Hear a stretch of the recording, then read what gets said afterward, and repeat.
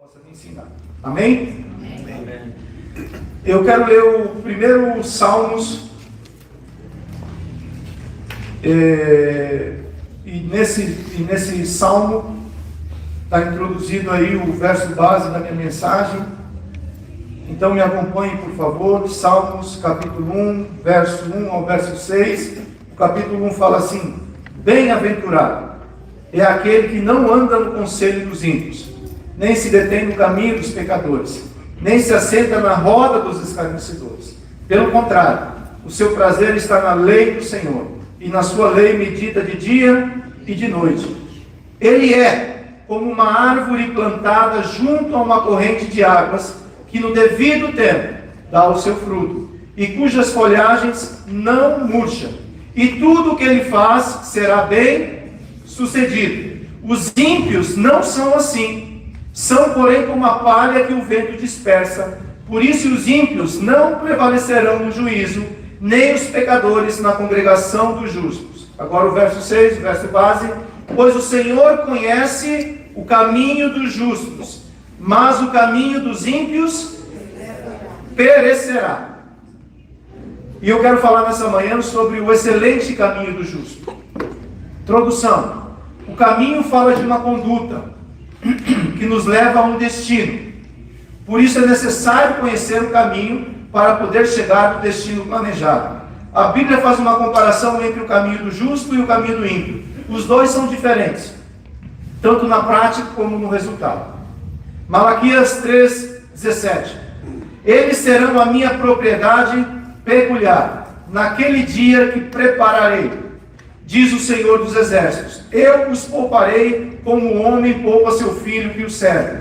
Então vocês verão mais uma vez a diferença entre o justo e o ímpio, entre o que serve a Deus e o que não serve a Deus. Nesse capítulo 3 de Malaquias, você vai ver Deus trazendo um relato ao povo dele. Deus está falando através do profeta Malaquias qual era o estado da nação de Israel. E Deus traz uma constatação do coração dele, falando assim: as palavras do meu povo têm me ferido.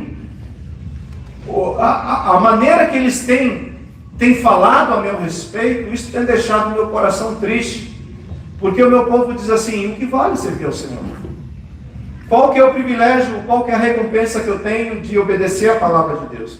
Parece que aqueles que não têm um pacto com o Senhor, que não têm uma aliança com o Senhor, eles prosperam. E nós estamos aqui sem poder entender isso daí. E Deus fala assim: essas palavras têm sido duras para mim, porque o meu povo, que eu resgatei, que eu salvei, que eu retirei do Egito, que eu dei vida a eles, agora eles estão falando assim: de que me vale servir ao Senhor? Né? De que me vale fazer tudo isso? De que me vale caminhar pela vereda do justo? E Deus, no final do capítulo 13, ele traz esse relato, falando que existe uma diferença. E essa diferença, ela vai acontecer. Qual que é a diferença? Daquele que serve, daquele que permanece com a sua aliança com o Senhor, daquele que quer servir ao Senhor, daquele que recebe o sacrifício de Cristo. Eu falei domingo passado que Deus não faz acepção de pessoas, faz? Não. Deus, ele é imparcial. Ele não trata o Jajá diferente do Carlinhos. Ele amou a todos, ele ama a todos, né? Mas o que eu faço com essa justiça, o que eu faço com essa graça, o que eu faço com essa redenção, o que eu faço com esse amor de Deus, é que vai me conduzir. É uma escolha que eu faço, e essa escolha vai me introduzir a um caminho. E é isso que eu quero falar. Existem dois caminhos. A Bíblia relata eles. Existe o caminho do ímpio. O ímpio é aquele que daqui a pouco a gente vai identificar e qualificar ele. E existe o caminho do justo, né? Qual que é a diferença? O ímpio, no hebraico, significa alguém culpado de um crime. Aquele que carrega sobre si a culpa de pecado contra Deus ou o homem. Essa é a condição de toda a humanidade diante de Deus. Todos pecaram, todos são culpados, todos naturalmente são desobedientes. É a desobediência essa herdada de Adão. Você pega uma criança com 3, 4, 5 anos, você fala para ela assim, não faz, e ela obedece? Hã? Por quê? Porque existe no coração da criança, existe lá no DNA do homem a desobediência. E ela precisa ser trabalhada. Por isso que a palavra fala, ensina o teu filho aqui, o caminho da obediência. Para que quando ele cresça no caminho da obediência, ele não se desvie do dele. Por isso, se ele não for ensinado no caminho da desobediência, automaticamente continua sobre o coração dele o quê? O espírito de desobedecer. Aí governo, eu já sou contra. E a gente acha isso, veste a camisa e tal, e faz essa propaganda legal. Efésios 2:3. Entre eles também todos nós andamos aonde? No passado, segundo as inclinações da nossa carne, fazendo a vontade da carne e dos pensamentos. Eu estou sentindo em fazer isso. Cuidado, cuidado, cuidado, que você tem um corrupto dentro de você. Não é só lá em determinado lugar do Brasil que existe, sabe? O teu coração, ele te inclina, ele te impulsiona ao sentimento. O homem, quando caiu da presença de Deus, passou a andar por sentimento. E até hoje eu sinto, eu faço. Eu não sinto, eu não faço. A obediência, ela vai além do sentimento. A obediência é uma conduta que me ensina como caminhar. Então, segundo as inclinações da nossa carne, fazendo a vontade da carne e dos pensamentos. E éramos por natureza o quê? Filhos de quem? Da ira, como também os demais. O justo, no hebraico, significa correto na conduta e no caráter. Justo, no sentido de que alguém justificado e vindicado por Deus. Essa condição espiritual, essa natureza muda quando aceitamos o sacrifício de Cristo na cruz. Que mesmo tendo morrido por todos, esta justificação é individual. Não é por atacado. Eu preciso, como ser humano, individualmente receber essa justificação. Qual que é a diferença de alguém que está condenado em uma cadeia e de alguém que tinha uma sentença de condenação e foi livre? E foi liberto daquela condenação?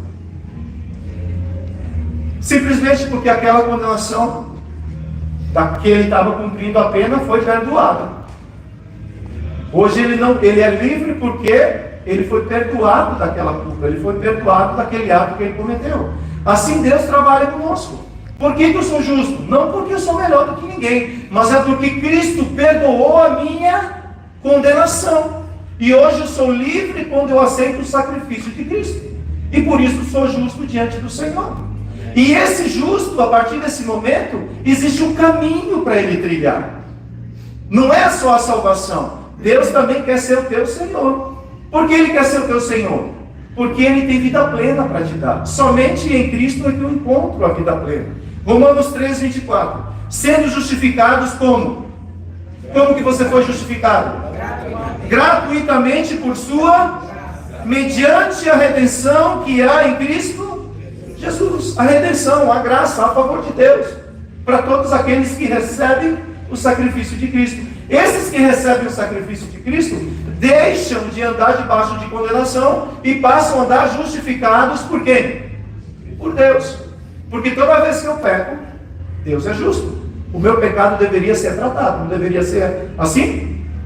Não deve ser assim? Por que Deus tratou Adão e Eva no Éden? Porque Deus, ele é justo. Ele precisava tratar o pecado, mas já providenciou justificação pelo pecador. Então, quando eu peco, eu deveria ser tratado, e devo ser tratado pelo meu pecado. E quando Deus se levanta para tratar o meu pecado, o filho fala assim: vai, ele está justificado pelo meu sacrifício. Ele é um justo, que está em processo de transformação. E por isso, ele está andando nas veredas da justiça. Isso faz toda a diferença. Não é porque você ora muito, não é porque você jejua muito. Isso não te justifica. Isso não te justifica. Isso trabalha em mim a essência de eu me aproximar ao coração de Deus. Mas o que me justifica é eu entender que o sacrifício foi feito. O preço já foi pago. Jesus na cruz rasgou toda a cédula de pecado contra o ser humano. Já não há mais condenação para aqueles que estão em Cristo Jesus. Esses que estão em Cristo Jesus agora precisam entender que existe um caminho a ser trilhado. E qual é esse caminho que precisa ser trilhado? Que eu preciso trilhar? E eu quero conversar um pouco a respeito desse caminho. Como é possível o justo trilhar o seu caminho com excelência? A primeira coisa, eu preciso encontrar o caminho. Quem é ruim de direção, com endereço? Levanta sua mão e confessa. Mas todos vocês são bons. Eu sou terrível. Eu me perco com o GPS. E quando você está perdido é terrível, não é não? Às vezes no meu carro tem 2 GPS. Então tem o GPS eletrônico e tem o GPS com 2 pernas. E eu estou perdido, o GPS está nos orientando e ela perdida quer me ensinar como a gente pode se encontrar. E a gente fica muito perdido nesse momento. Então quem está perdido, a pior coisa é estar perdido. Você querendo chegar num lugar e não sabe onde você está, não é assim? O ser humano deseja Deus. Existe na essência do ser humano o desejo de encontrar Deus. Porque Deus te criou dessa maneira, com o desejo de encontrar o teu Criador. Mas o homem está perdido, sem conhecer o caminho, sem saber aonde esse caminho pode levá-lo. E quando eu encontro o caminho, quando eu encontro o senhorio de Cristo, a partir desse momento, a minha vida passa a ter uma direção. Amém. João 14,6, Jesus respondeu: eu sou o artigo definido. Existe um caminho. Eu sou a verdade e eu também tenho a vida. Ninguém vem ao Pai se não passar por mim. Caminho é rumo, direção, carreira, ordem ou modo de vida. Deriva-se do fato de que alguém que tomava uma estrada pública se tornava conhecido, que o seu alvo e seus propósitos eram revelados pelo caminho escolhido. Quem está indo pela 95 sentido norte jamais vai chegar em Miami. Certo? Você pode falar: eu vou chegar em Miami, eu vou chegar em Miami, eu vou chegar em Miami. Vai chegar em Miami? Não. Quanto mais teimoso for, pior fica a situação. Então o caminho que você escolhe, o caminho que você está trilhando hoje, vai direcionar aonde você vai chegar. Por isso que o apóstolo Paulo fala que o teu culto é um culto passional. Você precisa entender, eu preciso entender isso daí. Qual é o caminho que eu estou trilhando? Eu encontrei o caminho, devo permanecer nele. O caminho que escolhemos determina o nosso destino. Mateus 7,13. Entrem pela porta estreita. Sermão do Monte. Jesus dizendo qual era o caminho. Jesus mostrando para onde o povo deveria caminhar. Entrem pela porta estreita, porque larga é a porta, e espaçoso é o caminho que conduz para quê? Para a perdição. E são muitos os que entram por ela. Estreita é a porta, e apertado é o caminho que conduz para a vida, e são poucos os que entram. Jesus estava falando para um povo que entendia que era um povo separado, que era o povo de Deus, que era o povo escolhido, que era o povo separado, que era aquela nação que ia pregar o Evangelho. Isso dava um nó na cabeça deles, porque eles entendiam Jesus falando assim: existe um caminho. E esse caminho, a porta ela é estreita. E ela é uma porta, e o caminho ele é apertado. E é preciso compreender essas coisas. 2 portas, 2 caminhos, 2 decisões, 2 destinos. A porta se torna estreita porque o caminho que conduz à vida passa por lugares difíceis, onde os viajantes desse caminho precisam praticar o que Jesus disse. É por isso que o caminho ele é estreito. Os líderes, eles abriram a porta. Eles fizeram do caminho um caminho largo. E Jesus falou assim, não. A graça é para todos. Mas depois que eu entrei pela porta da graça, agora existe o caminho do justo que eu devo trilhar. E esse caminho é um caminho de transformação. Porque a partir desse momento, o Espírito Santo passa a trabalhar em você e revelar quem é Cristo para você. E de glória em glória, de fé em fé, você vai sendo transformado na imagem dele. É um novo caminho. Nesse caminho, por que o caminho é estreito? Porque eu preciso amar o meu próximo. Não julgar ninguém. Não andar ansioso. Perdoar sempre. Vencer o mal pela prática do bem. Permitir que Jesus governe minha vida. Manter o meu coração puro. Ser um pacificador e me tornar um discípulo de Cristo. E aí essa lista, ela segue. Uma vez que eu entendo que o caminho que eu escolhi vai determinar o meu destino, agora eu preciso examinar esse caminho que eu estou trilhando. Examine o seu caminho. 1 Coríntios 11, 28. Que cada... O que está escrito aí?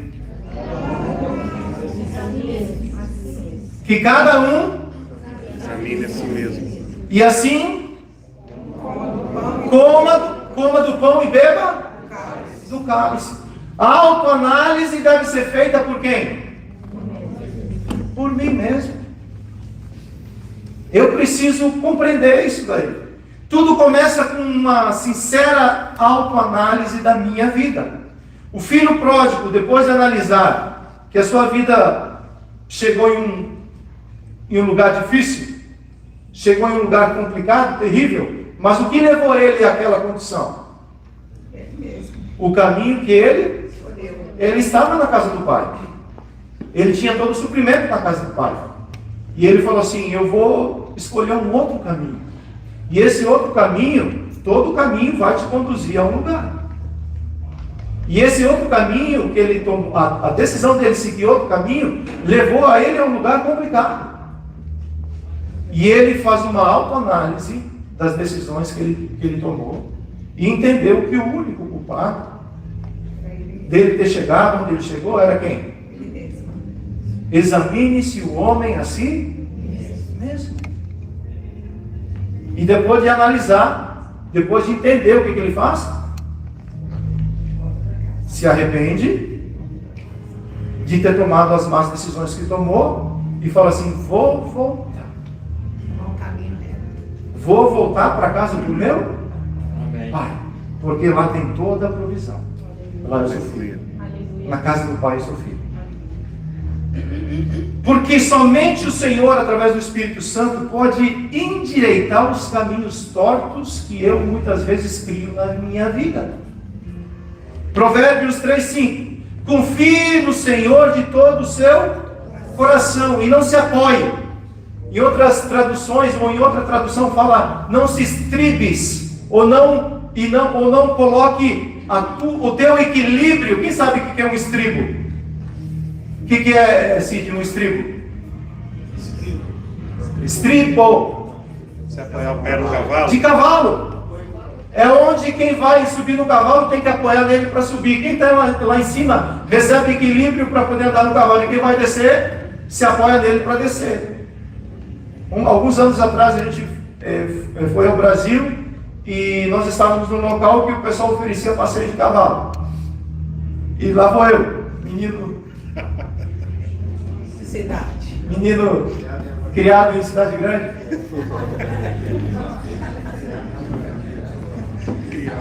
Menino criado em apartamento, sacanagem. Andar de cavalo. O cara colocou a sela, colocou o estribo, me explicou direitinho. Você entendeu? Eu falei, eu queria subir naquele negócio, eu não tinha entendido nada. Ele falou, não faz isso, se você fizer isso, o cavalo vai embora. Não tire o pé do estribo. Senão você vai perder o equilíbrio. E ele deu todas as recomendações do carrinho. E aí eu fui andar de cavalo. Fiz tudo errado. E Deus teve misericórdia que eu não caí e não me machuquei. Mas quando eu tirei o pé do estribo, eu perdi o equilíbrio. Aí de uma vez eu puxei o cavalo, a rédea do cavalo. Aí o cavalo freio ABS e travou, né? E ele falava, solta a rédea. E eu me equilibrando na rédea, como é que eu vou soltar a rédea? Eu falei, não, eu não vou soltar a rédea não. E ele indo cada vez mais para trás, ele, solta a rédea. E Deus está falando assim, solta a rédea do teu entendimento, filho. Não te estribes nessas coisas.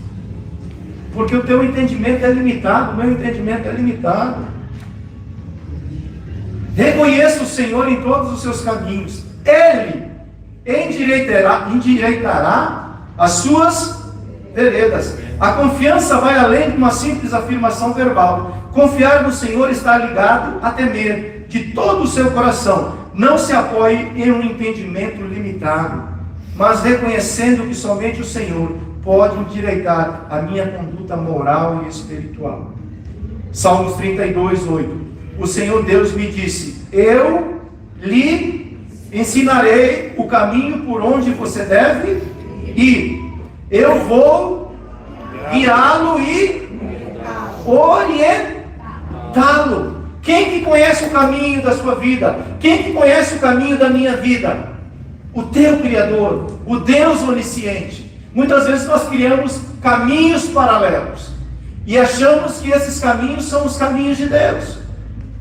E nos frustramos. E eu pergunto, por que é que Deus está acontecendo? Por que está acontecendo isso na minha vida? É porque você criou um caminho paralelo. Deixa Deus endireitar esse caminho. Deixa Deus ajustar isso daí. Segundo lugar, uma vez que eu conheço o caminho, uma vez que eu encontro o caminho, esse caminho vai me levar ao crescimento. Marcos 4, 28. É a própria terra que dá o seu fruto. Primeiro aparece a planta, depois a espiga e mais tarde os grãos que enchem a espiga. Verso 29. Quando as espigas ficam maduras, o homem começa a cortá-las com a foice, pois chegou o tempo da colheita. Você vê que tudo na vida é um processo, inclusive a colheita é um crescimento. Aquela fruta que você come quando ela está pronta. Não sei se você já escutou as pessoas que chegam aqui nos Estados Unidos e falam assim, cara, mas essa fruta não tem o mesmo gosto que tinha lá no Brasil. Você já escutou isso, não? Sim. Sabe por quê? Porque prematuramente essa fruta ela é tirada do pé, para ela amadurecer de maneira precoce. Então ela não tem a mesma essência, não tem o mesmo gosto. É necessário respeitar os processos de crescimento. É necessário fazer isso. Deus é paciente conosco e não queima etapas na minha formação. Fala, Deus é paciente comigo. Deus é paciente comigo. Ele não vai queimar etapa na minha formação. Toda formação precisa passar por todas as estações: primavera, verão, outono e inverno. Assim como qualquer fruta saborosa que precisou passar por toda a temporada até amadurecer. Da mesma forma, Deus vai promovendo processos. Fala processos. Estações que vão modificando a minha forma de pensar, sentir e consequentemente agir. Ter o caráter de Cristo requer tempo. Fala, ter o caráter de Cristo requer tempo. Não é no seminário, não é no final de semana, não é no evento que você vai formar isso daí. Isso é formado ao longo da vida. É necessário uma vida para que o caráter de Cristo cada vez mais seja formado na minha vida. E para formar o caráter de Cristo é interessante que eu tenho que desconstruir para depois poder construir. Hábitos e defeitos de caráter. Quem tem defeito de caráter? Não levanta a mão. Deixa só eu levantar a minha aqui.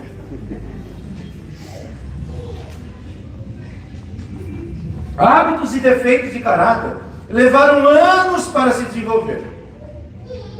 Às vezes a pessoa mente, porque em casa escutava o pai mentindo, escutava a mãe mentindo, né? E para resolver o problema que ele entendia que deveria ser feito, diante do problema ele ocultava a informação. Então ele passa, e isso entra no caráter da pessoa. Aí, para justificar, a gente fala assim, mas é uma mentira branca, né? Não é assim? É uma mentira branca, que é um hábito. O hábito, o caráter, ele é formado através de repetição, através daquilo que eu faço repetidamente durante o meu dia, durante a minha conduta. Isso se torna uma característica. Você tem características? Eu tenho as minhas, boas e ruins, que foram formadas. Então isso foi criado ao longo da vida. É necessário passar pelo processo de remover velhos hábitos. Como é difícil mexer com coisas que já está entranhada dentro de você. Mexer com coisas que você pratica há anos, automaticamente. Mudar não é fácil, cara. Porque mudar, você vai mexer com aquilo que está entranhado em você. E o primeiro sentimento que isso gera é aquele sentimento de vergonha, né? Não é assim? Caramba, eu estou agindo assim, fui pego dessa maneira. Você foi criado em um lar onde não se tinha uma certa firmeza para tratar aquilo que deveria ser tratado. Aí fica um negócio frouxo. E guess what? Você vai levar isso para frente na vida. Eu não estou falando que tem que ser mão de ferro, estou falando que tem que ter um equilíbrio. O que é errado precisa ser tratado. Não é assim? Então, mexer com o velho é muito complicado. É mais fácil. Por que as pessoas desistem do casamento? Dos relacionamentos? Porque é mais fácil desistir do que tratar. É ou não é? É ou não é? Chega no momento que acumulou tanto a conta que fala assim: passa a régua nesse negócio e eu vou começar um novo business. Com somebody else, somebody love me. Só que você está carregando para o novo business do somebody love todo o teu histórico. E a história vai se repetir mais uma vez. Como que eu resolvo isso? Efésios 4:22. Fala assim: para mudar é necessário reprogramar. Efésios 4:22. Quanto à minha maneira antiga de viver, vocês foram o quê? Instruídos a deixar de lado a velha natureza, que se corrompe segundo os desejos enganosos, a se deixar renovar no espírito do entendimento de vocês e a revestir da nova natureza, criada segundo Deus, em justiça e retidão que procede da verdade. Ilustração: a pedra do caminho. O distraído tropeça nela. O violento usa como arma de arremesso. O empreendedor constrói com ela. O agricultor, cansado, senta para descansar nela. As crianças brincam com ela. Davi matou Golias com uma pedra. Em todos os casos, a diferença não estava na pedra, e sim no homem. Não existe pedra em teu caminho que você não possa aproveitar para o seu próprio crescimento. Eu preciso compreender isso daí. Deus quer me fazer crescer. Deus quer me fazer entender aquilo que está no coração dele. Porque tem coisas que você fala para uma criança de 5, 6 anos, você tem que repetir. Por que tem que repetir? Porque ela não entende, ela não grava, ela não compreende isso daí. Quando ela começa a compreender as informações, que ela passa a obedecer essas informações, isso automaticamente leva ela a crescer. Então o crescimento não tem a ver com idade cronológica. Tem a ver o quanto eu consigo compreender isso daí. Deus quer me fazer crescer. Porque é no crescimento que eu vou chegar em outros estágios da vida, que é a maturidade. O caminho do crescimento nos leva à maturidade. Efésios 4,13. Até que todos cheguemos à unidade. O que me leva ao crescimento? A unidade do quê? O que é a unidade da fé? A própria palavra de Deus, crer na mesma coisa. E do pleno conhecimento do Filho de Deus, ao estado de pessoa madura, à medida da estatura da plenitude de Cristo. Aqui fala até que todos nós cheguemos. Não é uma corrida individual, é uma corrida coletiva. A igreja participa de uma corrida coletiva. Não é para alguns crescer, para alguns amadurecer. É para que todos nós possamos crescer juntos. Nos dá a ideia de uma equipe que planeja chegar juntos a um lugar. A maturidade é a consciência que não vou vencer sozinho. Faço parte de um corpo, uma equipe, uma família, uma igreja. Maturidade é vencer juntos, celebrar juntos, conquistar juntos, trabalhar juntos. Mesmo com todas as dificuldades, mesmo com todos os defeitos que nós temos. O que nos une é a palavra de Deus, é o amor de Deus, é entender que existe um lugar onde eu tenho que chegar com o meu irmão, até que todos nós possamos chegar juntos neste lugar. Filipenses 3,8. Na verdade, considero tudo como perda, por causa do quê? Da sublimidade do conhecimento de Cristo Jesus, meu Senhor. Por causa dele, perdi todas as coisas e as considero como para ganhar. A maturidade não é demonstrada através da idade cronológica, mas sim como eu lido com as questões da vida. A pessoa madura é capaz de abrir mão do benefício para beneficiar outros. A renúncia é uma qualidade de alguém que é maduro. Você já viu uma criança abrir mão de alguma coisa? Nós tivemos a visita do ilustre Samuel. Ele aprendeu ontem que Samuel significa Deus chama. E ele andava na casa, Deus chama, Deus chama, Deus chama, Deus chama, Deus chama. O Samuel pegou todos os brinquedos que o Leme ainda tem, que é o que sobrou, e tudo era e ele estava na casa dos outros, né?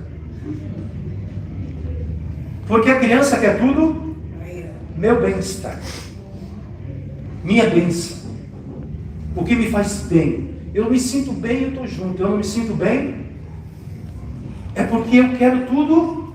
Eu quero alimentar o meu ego, eu quero alimentar o meu ser interior que fala, me dá mais, eu quero mais, não é suficiente, me dá mais. A maturidade é ao contrário.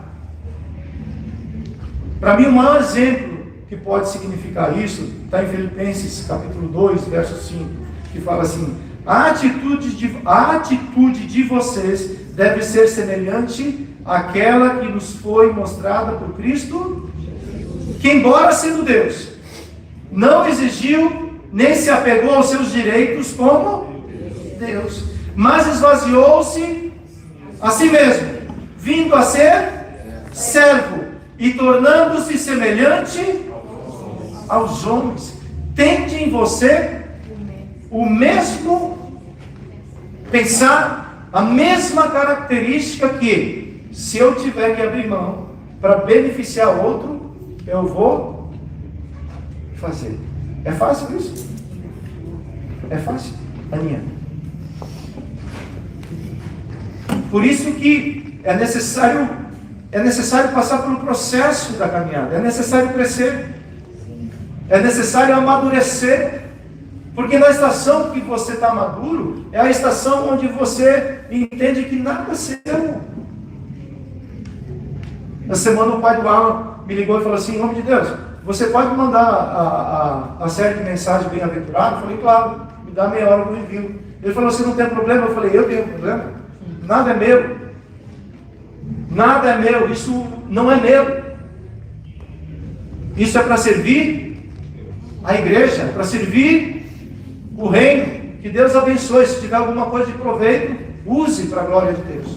Nada, a pessoa madura entende que aquilo que ela tem, aquilo que ela recebeu, é para beneficiar outros.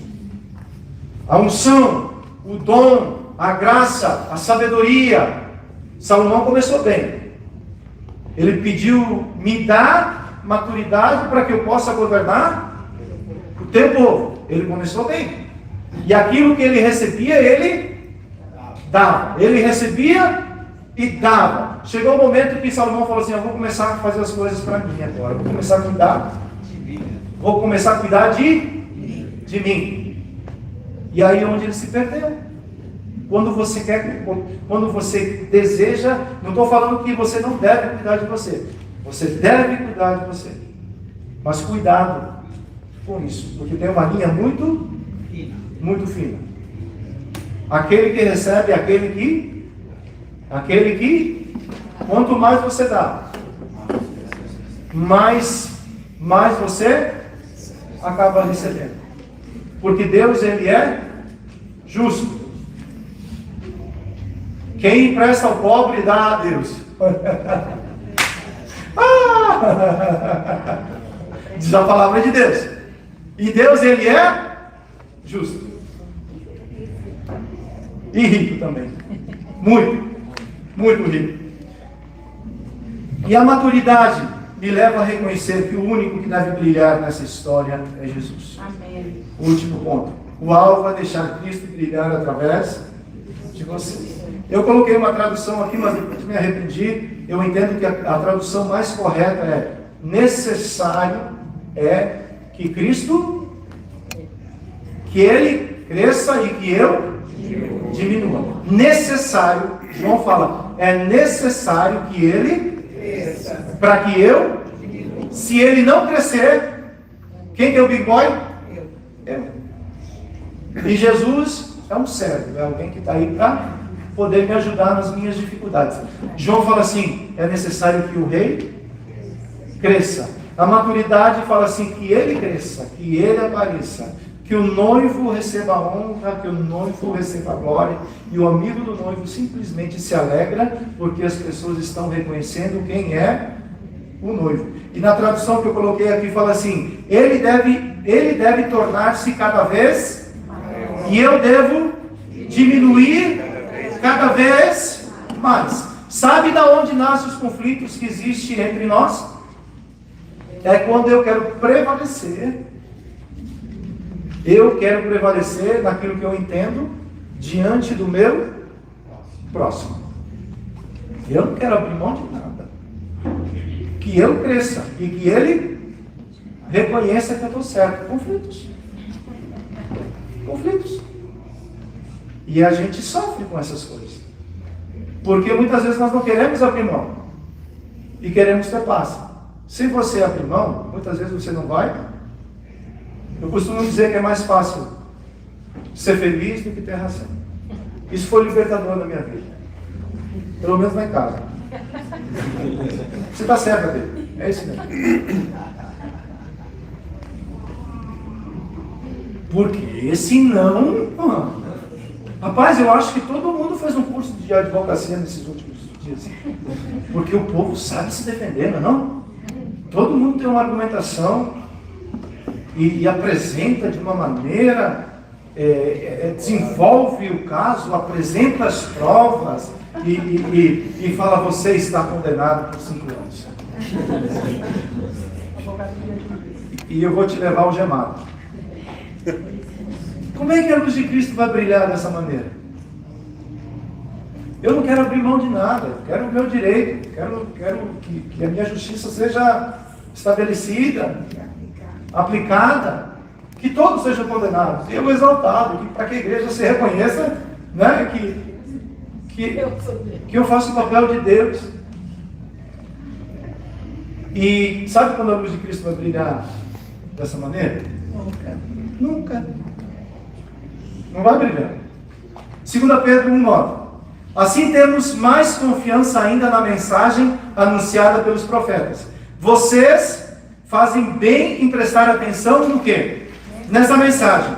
pois ela é como uma luz que brilha em lugar escuro, até que o dia amanheça e a luz da estrela da manhã brilhe no coração de cada um de vocês. Conclusão: o excelente caminho do justo é de glória, até que a luz de Cristo brilhe plenamente na vida de cada discípulo.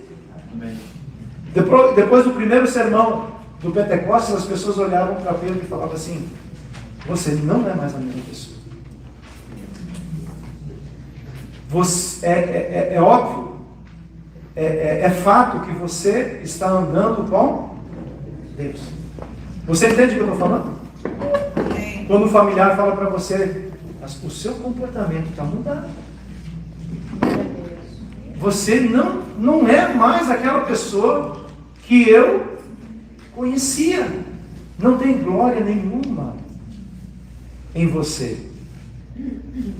Tem o mérito de que você tem permitido Deus, a luz de Cristo, brilhar na sua vida. Por que o caminho do justo ele é excelente? Porque o justo permite Jesus entrar e conduzi-lo nesse caminho de vitória. Porque é um caminho vitorioso. Mesmo com todas as dificuldades que nós temos a maior vitória. Qual que é a vitória? Nós recebemos vida.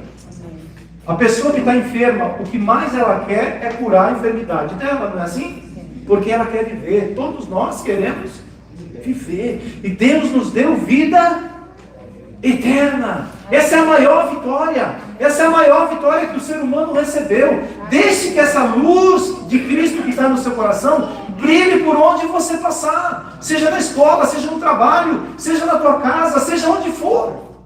Permita e trilhe esse excelente caminho do justo. Amém. Olha o que Isaías fala para a nação de Israel: levante-se, Jerusalém, que o seu rosto brilhe de quê? De alegria, pois já chegou a luz, a glória do Senhor está brilhando sobre você. Esse é o caminho do justo. É isso que Deus tem preparado para as nossas vidas. Mas eu estou passando por dificuldades, eu estou passando por lutas. No mundo vocês vão ter aflições, vão ter lutas, vocês vão ter as adversidades que são inerentes de quem está vivo. Mas em mim vocês já são mais do que vencedores. Vocês já venceram essas lutas, porque na cruz do Calvário essas lutas já foram vencidas, mesmo que ainda eu estou em processo. Porque os processos são necessários, porque eles me fazem bem, eles trabalham em mim. Deus não vai abrir mão de trabalhar na sua vida o caráter do seu filho. Amém. Ele não vai abrir mão. Prioridade para Deus na sua vida é estabelecer o caráter de Cristo em você. E quanto antes você entender, melhor. E eu falei que Deus ele é paciente. Eu sou impaciente nas adversidades. Mas Deus ele é até que você entenda que Deus tem um propósito com você, que além de te salvar, Ele quer fazer de você luz desse mundo. Aleluia. Para que a luz de Cristo brilhe através de vocês. As pessoas olhavam para Elias e falavam assim: aí vai o servo de Deus. Eliseu, aí vai um profeta de Deus. Os antigos, por onde eles passavam, eles deixavam as marcas de Cristo. E as pessoas reconheciam verdadeiramente que eles eram homens de Deus. Você é um homem de Deus. Você é uma mulher de Deus. Deixe essa luz brilhar em você e através de você. Deus tem planos lindos conosco. Quanto mais próximo, quanto eu mais me expor à luz, mais eu vou refletir a imagem de Cristo. Eu não consigo, não dá para terceirizar esse relacionamento. Deus não vai terceirizar o teu relacionamento através do teu pastor ou através do teu líder. Deus quer relacionar com você. Deus quer falar com você. Deus quer ministrar na sua vida. Deus quer fazer coisas grandes com você. E esse é o papel do Espírito Santo. O papel do Espírito Santo não é para o meu irmão. O papel do Espírito Santo é para ele me convencer. Do quê? Do meu pecado. Para que eu possa andar na justiça que ele tem preparado para mim. E para que eu possa entender que o inimigo da minha alma já foi condenado. O Espírito Santo, ele veio, ele está sobre nós. Para que nós possamos compreender essas coisas. E é ele que revela a vontade do Pai sobre a minha vida. Estava falando com a irmã hoje que ela tem que passar por um procedimento, uma cirurgia. E ela falou, eu não quero passar por esse procedimento. Eu falei, então deixa Jesus operar. Tem alguns procedimentos que você vai ter que passar. O Geraldo acabou de passar por uma restauração. E Deus está tanto nesse negócio como na cura. São métodos de Deus. É a multiforme graça e sabedoria de Deus. Deus quer fazer uma obra linda com a igreja. Levante-se, ó Jerusalém. E permita que a luz de Cristo, que a glória do Senhor, que já está brilhando todos os dias, brilhe também através da sua vida. Amém. Mas eu preciso tanto dessa intervenção de Deus. Levante-se, ó Jerusalém. Siga em frente. Siga crendo que em algum momento a intervenção de Deus vai chegar na sua vida. Aquela mulher de Naim, que estava no caminho para enterrar o filho dela. Se Jesus não entrasse naquela situação, o que iria acontecer? Literalmente ela iria enterrar o filho. Só que Jesus entrou. Aleluia. Para tudo. Ele entrou na sua vida? Ele mandou parar? Ele tocou em você? E o menino ressuscitou? A sua vida ressuscitou? Imagina como ficou o coração dessa mãe. Vendo o filho ressuscitado pelo próprio Senhor. Esse enterro, eu estava lá naquele caixão. E estava sendo levado para ser enterrado eternamente. Mas Jesus entrou. Eu não sei se você entende o que a gente está falando. Você está meio sonolento, está cansado do final de semana. Jesus entrou nesse negócio. Ele tocou no caixão. Ele abriu o caixão e falou, levanta daí. Levanta, porque eu tenho novos planos para você. Ele interrompeu, ele entrou no curso. Ele interrompeu o curso natural da vida. E tem nos dado esse caminho, que é o caminho do justo, que é o caminho sobrenome excelente. Vamos orar? Vocês querem orar? Eu quero orar. Eu quero orar porque eu quero caminhar, eu quero trilhar essa jornada. Eu quero caminhar esse caminho que me leva cada vez mais próximo do Senhor. Coloque-se de pé, por favor.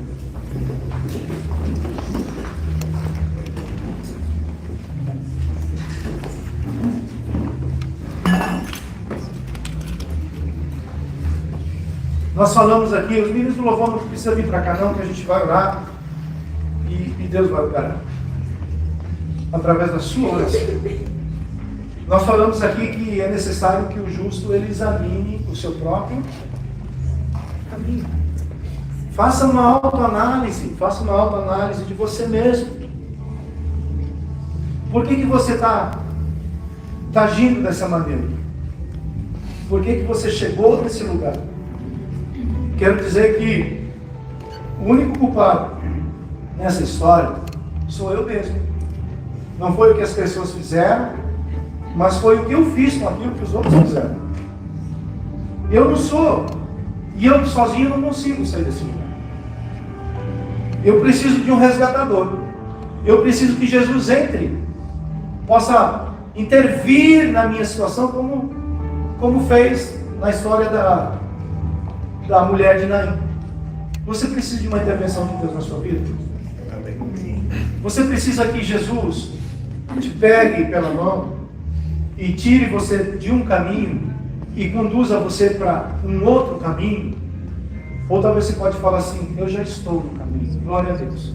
que Deus continue te dando graça para seguir em frente nessa jornada. Porque a vereda do justo, ela vai brilhando cada vez mais, mais e mais. Senhor Deus e Pai, nós queremos te agradecer porque o Senhor criou um novo e vivo caminho, que homem nenhum poderia criar e fazer. E nós estamos aqui nessa manhã, caminhando e trilhando essa jornada, porque o Senhor é bondoso e gracioso conosco. Eu peço que a tua graça, Pai querido, venha ser derramada sobre cada coração. Eu não sei onde os meus irmãos se encontram nesse momento, mas o que eu sei é que há esperança. Há esperança para voltar para um lugar de restauração, há esperança para voltar a crer que aquilo que Deus começou, Ele é fiel para terminar. Há esperança para todos aqueles que creem. E nós cremos, meu Deus, que o Senhor começou uma obra na nossa vida, e essa obra seguirá em frente, não pela nossa força, mas porque nós iremos permitir o Senhor trabalhar em nós e através de nós. Conduza-nos, ó Pai, por esse caminho, que é o caminho da justiça, que é o caminho do justo, que é o caminho do suprimento, que é o caminho da restauração, que é o caminho do perdão, que é o caminho, Senhor, daqueles que foram agraciados pelo Teu amor. No nome de Jesus, eu quero abençoar a Tua igreja. Se porventura nós tomamos decisões erradas, que nos conduziram, ó Deus, a lugares difíceis, ó Pai, hoje nós nos arrependemos. Nos arrependemos e queremos dizer, perdoa, Senhor. Nos levantamos deste lugar, nos levantamos da condição de apatia espiritual, nos levantamos, ó Deus, da conformidade, de nos conformarmos com tudo, Senhor, e queremos retroceder, queremos voltar, ó Deus, para a casa do Pai, queremos voltar, ó Deus, para o caminho do justo, porque é assim, ó Deus, que o Senhor nos vê. Abençoa cada família, Senhor. O Senhor conhece as necessidades, ó Deus, de cada um. E eu te peço que o Senhor venha intervir nesse momento, nesse pedido de oração que o meu irmão está colocando diante do Senhor. Seja Deus agraciado, Senhor, esse pedido de oração, e que o Senhor possa intervir e possa mudar esse estado, essa condição, seja na família, seja em um familiar, seja no que for. Pai querido, entra com graça e provisão nisso tudo, Pai. Na autoridade que há no nome de Jesus, porque se o Senhor não fizer, nós nada poderemos fazer. Nós cremos que o Senhor está trabalhando em nós e através de nós. Muito obrigado, Senhor. Nos pegue pela mão nessa manhã. Nos conduza, Senhor, por essas veredas, por esses caminhos que nos levará, Senhor, para a vida. Muito obrigado, Senhor. Muito obrigado pela Tua graça, pelo Teu favor e pelo Teu amor. E no Teu santo nome nós oramos e te agradecemos, Pai. Amém e amém. Dê uma salva de palmas ao Senhor.